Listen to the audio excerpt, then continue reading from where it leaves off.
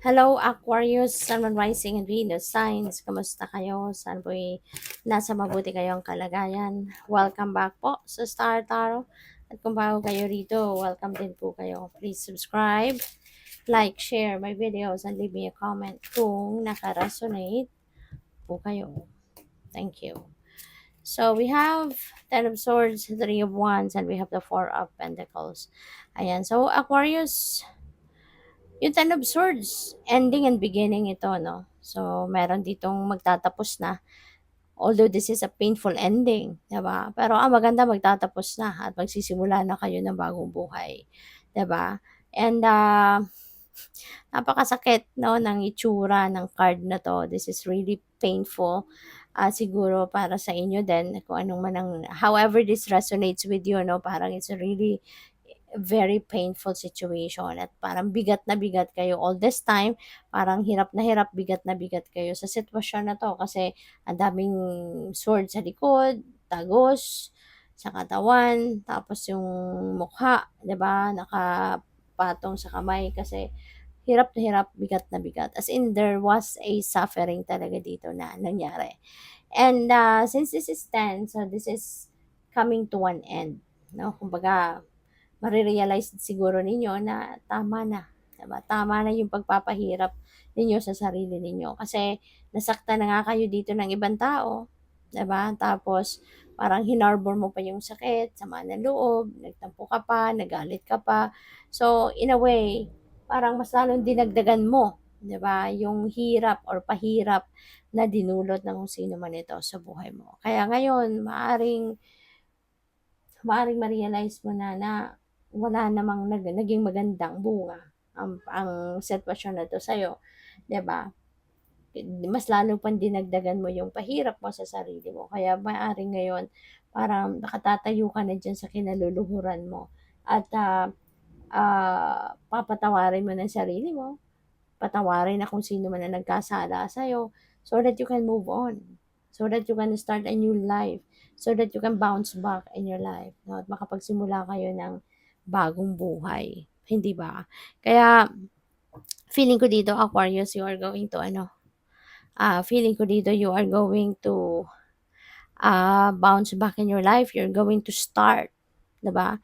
You're going to start to come up with a new plan, 'no, sa buhay mo.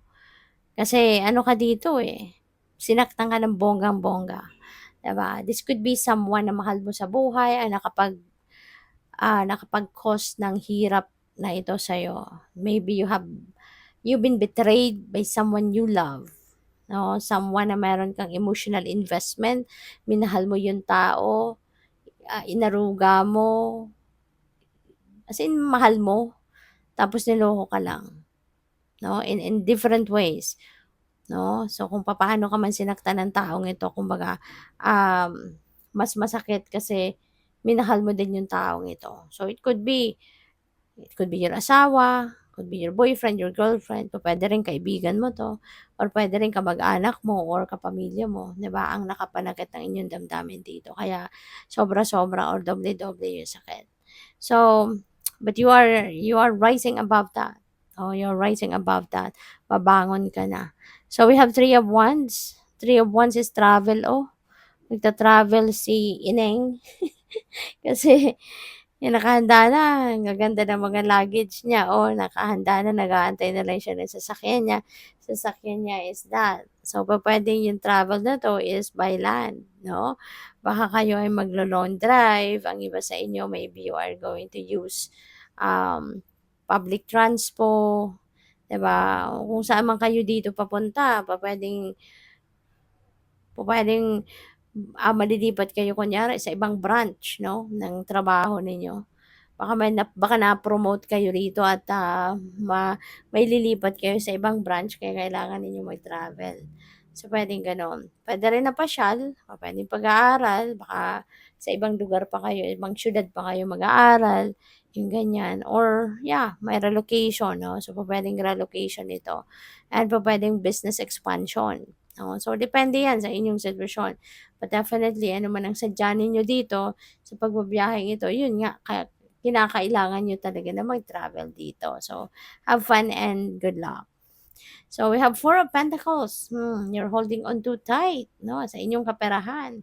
So, baka ano kayo, lalo-lalo na ngayon, understandable yun, na sa ngayong panahon, parang, nako, parang every cent counts talaga, di ba? Bawat sentimo ay mahalaga sa ngayon. Kasi nga, iba sa hirap ng panahon sa ngayon, di ba? So, kaya, maaring ganito ngayon ang sitwasyon ninyo, ganitong reaction ninyo sa ngayon, na talagang hirap na hirap kayong maglabas ng pera. Yung parang, kung ano lang ang importante, ano lang ang necessity, ano lang yung kailangan, doon lang kayo maglalabas ng pera. Parang gano'n. So, as much as you can save, then yun ang gagawin ninyo. No? So, that's good. So, tingnan natin kung ano ba ang ganap for Aquarius. And by the way, maraming salamat for subscribing. And if you haven't subscribed yet, subscribe na kayo. And also, maraming salamat din for not skipping the ads. Malaking bagay po yan sa akin. Thank you. Wala, talaglag ang dami. Isang bulto. Saglit lang po. So, ayan, ang dami. Halos 1/3, no, ng card deck ang nalaglag. So, tingnan natin kung ano ba ang ganap for Aquarius. So, we have the house. Ayan. So, po pwedeng, may house, may family room, bad health. Oh, Aquarius. Maaaring meron kayong baka meron sa bahay ninyo, kung sino man ang kasama ninyo sa bahay.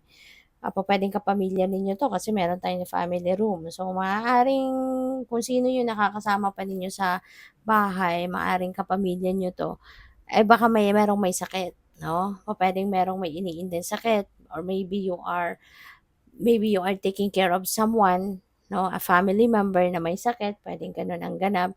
Or, this could be a warning, you know?